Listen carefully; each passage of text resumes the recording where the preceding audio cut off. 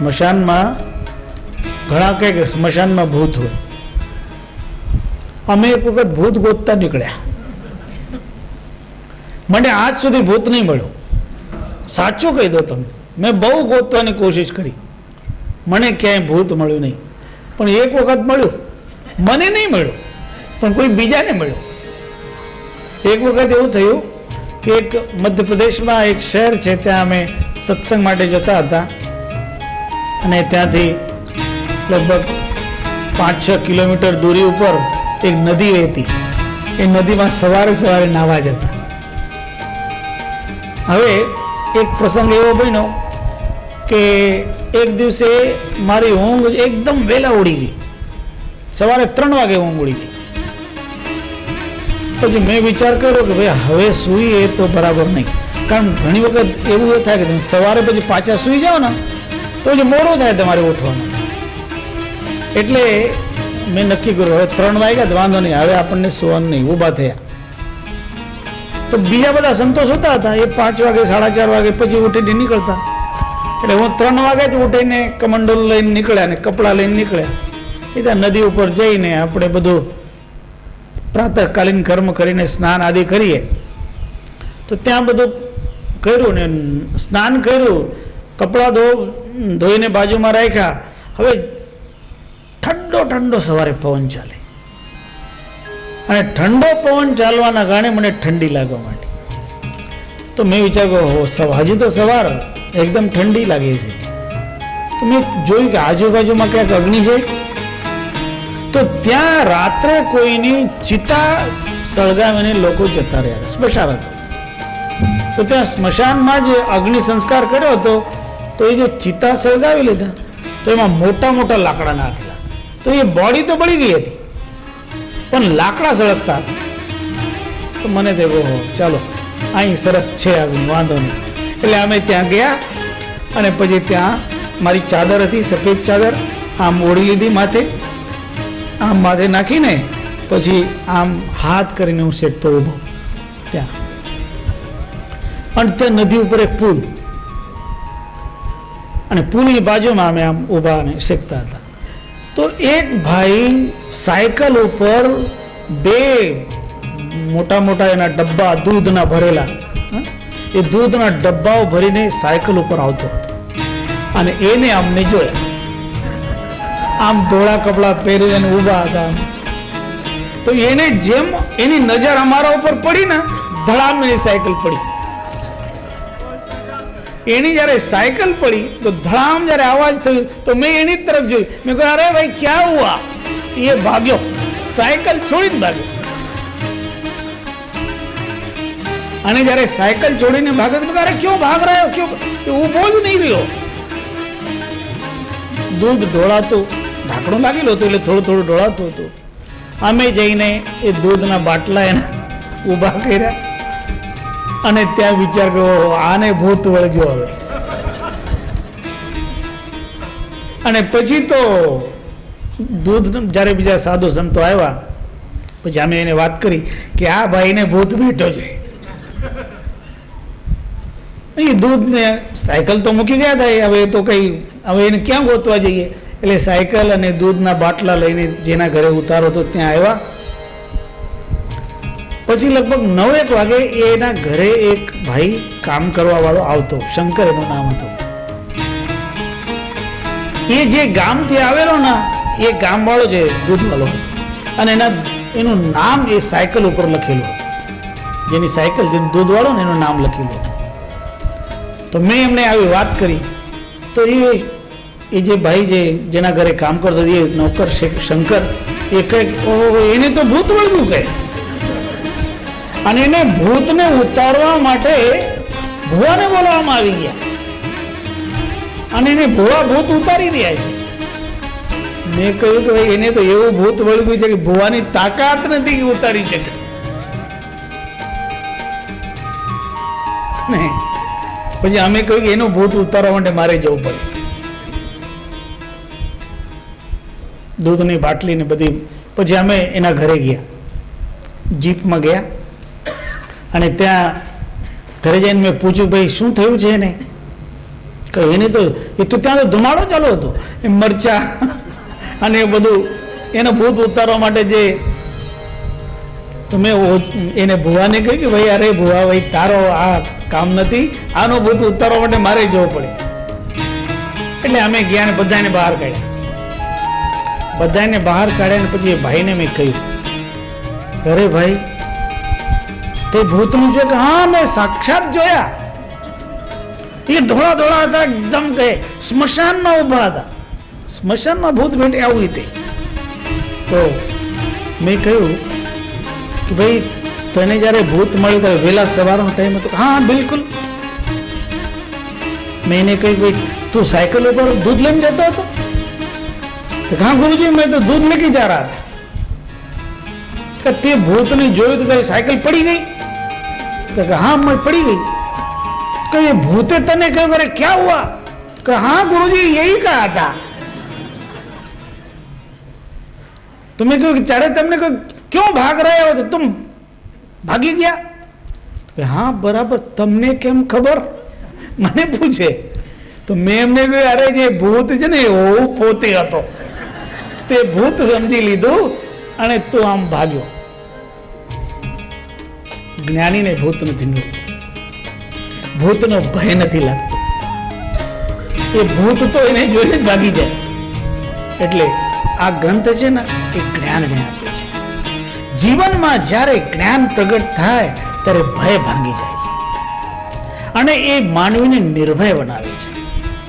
એટલે જીવનમાં નિર્ભય બનવું હોય તો આ ગ્રંથનો પાઠ કરવાનો. આ શ્રદ્ધાયુક્ત માનવીનો પૂર્ણ કલ્યાણ કરનાર આ ધર્મગ્રંથ, અને આ ધર્મગ્રંથ દ્વારા જે જ્ઞાન મેળવે ને એ પછી રાજાને ત્યાં જાય તો પણ એ સન્માન મેળવે. રાજદ્વારે પ્રયાતે તો મહામાનમ લભે નર. કારણ જ્ઞાનવાન ગમે ત્યાં જાય ત્યાં એને યોગ્યતાપૂર્ણ સન્માન પ્રાપ્ત થાય અને એને કોઈ ભય રહે નહીં. સ્મશાને વા વને ગૌરે કુત્ર ચિહ્ન ભયમ ભવે, તેને ભય જ નથી રહેતો. આપણે પણ નિર્ભય બનવાનું છે અને પરમાત્મા નિર્ભય કરે, સદગુરુ નિર્ભય કરે. અમે તો બધાને આ વાત વારંવાર સમજાવીએ. તમારા મનમાં ભય હોય છે એનું કારણ તમે પોતાને અસુરક્ષિત સમજો છો. એક માણસ એવો હોય એને નોકરી જવાનો ભય હોય ને તો ભયભીત થઈ જાય. અમારી નોકરી જાય તો નોકરી જવાનો ભય, અસુરક્ષાની ભાવના. હું બીમાર પડી જાઉં તો ફરી અસુરક્ષાની ભાવના. મારું મોત થાય તો ફરી અસુરક્ષાની ભાવના. મારા ઘરનો કોઈ કંઈક એને થઈ જાય. એવી રીતે માનવી અસુરક્ષાની ભાવનાના કારણે ભયભીત થતો હોય ત્યારે સદગુરુના શરણમાં આવે એને પૂર્ણ સુરક્ષા પ્રાપ્ત થાય, એના મનમાંથી ભય નીકળી જાય. સદગુરુના શરણમાં આવનારા, સદગુરુના આદેશ પ્રમાણે ચાલનારા નિર્ભય થતા હોય. गुरु की आज्ञा आवई गुरु की आज्ञा जाए, कहें कबीर वा दास को तीन लोक भय नाय. ये निर्भय करे. प्राप्ता श्रेष्ठा ही भोगावै हेतस्य स्मरणादपि मानसै कायिकैर दुःखैर मोचनम च भवेन्द्रनाम. શ્રેષ્ઠતમ જ્ઞાન છે. આ શ્રેષ્ઠતમ જ્ઞાનના કારણે માનવીના જીવનમાં શ્રેષ્ઠતમ સુખ એને પ્રાપ્ત થાય છે. એના માનસિક કાયિક વાચિક દુઃખ દૂર થઈ જાય છે. એટલે આપણને સમય લઈને આ ગ્રંથનું જ્ઞાન મેળવવા માટે પ્રયત્ન કરવો જોઈએ. શુચિ સ્થાને પ્રતિષ્ઠાપ્ય મનોરુદ્ધ્વા જપંતી રિદ્ધિમ સિદ્ધિમ તથા શ્રેયશ્ચાવશ્યમ પ્રાપ્નુવન્તિ તે. શુભ સ્થાન પર વિરાજમાન થવાનું, ગ્રંથને પણ શુભ સ્થાન પર વિરાજમાન કરવાનું અને મનને એકાગ્ર કરવાનું, આ ગ્રંથને જપ કરવાનું. એવી રીતે જે કરે તો સદગુરુની કૃપાથી, પરમાત્માની કૃપાથી એની બધી મનોકામના પૂર્ણ થાય, રિદ્ધિ સિદ્ધિ બધું એને મળી જાય, શ્રેય થઈ જાય, સર્વ પ્રમાણે એનું કલ્યાણ થાય. એટલે કહ્યું કે આ ધર્મગ્રંથનો નિરંતર પાઠ કરો. ઇદમ સ્તોત્રમ પરમ શ્રેષ્ઠમ પ્રેમયુક્ત પઠેત પુનઃ પરાભક્તિર ભવેત તસ્ય ચાનંદ પ્રાપ્યતે ધ્રુવમ. આ બ્રહ્મ નિરૂપણ નામક સ્તોત્રનો જે પાઠ કરે, પ્રેમપૂર્વક ભક્તિપૂર્વક એનું ચિંતન કરે, એને પરમાનંદની પ્રાપ્તિ થાય અને કોઈ પણ રીતે એને દુઃખી થવાનો વારો નહીં આવે. तीर्थ स्नानात् परम श्रेष्ठम भवेत् तस्याधिकम फलम साधु संगम समम पुण्यम तमो विध्वंसकम चयत. આ ગ્રંથનો જે પાઠ કરે એને તીર્થ સ્નાનનું પણ પુણ્ય મળે, એનાથી વધારે પુણ્ય મળે સાધુજનોનો સંગમ અર્થાત સાધુઓનો સત્સંગ કરવાનો પણ પુણ્ય મળે. કારણ આ ગ્રંથનો તમે પાઠ કરો તો સદગુરુ સાથે તમારો સંગ થઈ જાય. કારણ સદગુરુ જે જ્ઞાન આપી રહ્યા છે એ જ્ઞાન તમે આ ગ્રંથ દ્વારા મેળવતા થાઓ તો સદગુરુનો સત્સંગ થઈ જાય છે. યજ્ઞાત અપી પરમ લક્ષ્યમ દર્શાશ્ચ પૌર્ણમાસિકાત પ્રાપ્નોતિ પાઠકસ્તદ્ધિ દેવાનામ દુર્લભમ ચયત. આ ગ્રંથના પાઠથી એનું જ્ઞાન મેળવવાથી અનેક પ્રકારના જે યજ્ઞ છે, દર્શ પૌર્ણિમાસિક ઇત્યાદિ, એનો જે પુણ્ય ફળ છે પ્રાપ્ત થાય. દેવતાઓને દુર્લભ જે સુખ છે એ આનાથી પ્રાપ્ત થાય છે. ગ્રંથાશ્ચ બહવ સંતિ સ્વાત્મજ્ઞાન ભયંકરા તેષુ શ્રેષ્ઠતમમ ચેદમ સ્તોત્રમ બ્રહ્મ નિરૂપણમ. જગતમાં અનેક પ્રકારના ધર્મગ્રંથો છે, જ્ઞાનનો ઉપદેશ કરનારા પણ અનેક ગ્રંથો છે. બધા જ ગ્રંથો જ્ઞાનનો ઉપદેશ કરતા હોય છે, પણ એમાંથી સાર જ્ઞાનનો ઉપદેશ કરનાર શ્રેષ્ઠ ગ્રંથ આ બ્રહ્મ નિરૂપણ છે. દાનેષુ ચ યથા હિન્નમ રસેષુ ચામૃતમ શુભમ મંદાર સર્વવૃક્ષેષુ શ્રેષ્ઠમ ગ્રંથેષ્વિદમ તથા.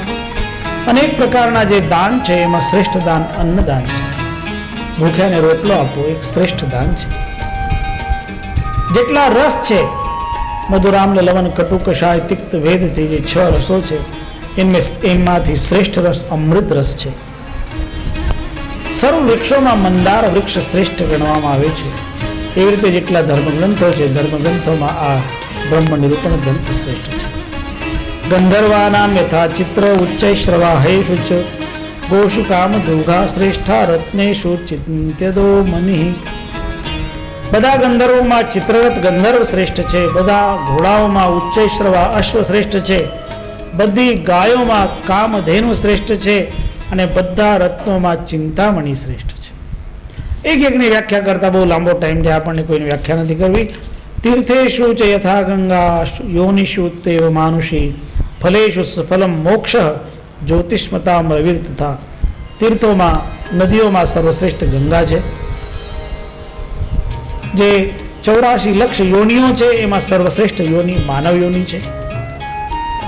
જેટલા ફળો છે એમાં સર્વશ્રેષ્ઠ ફળ પુરુષાર્થનું ફળ મોક્ષ છે.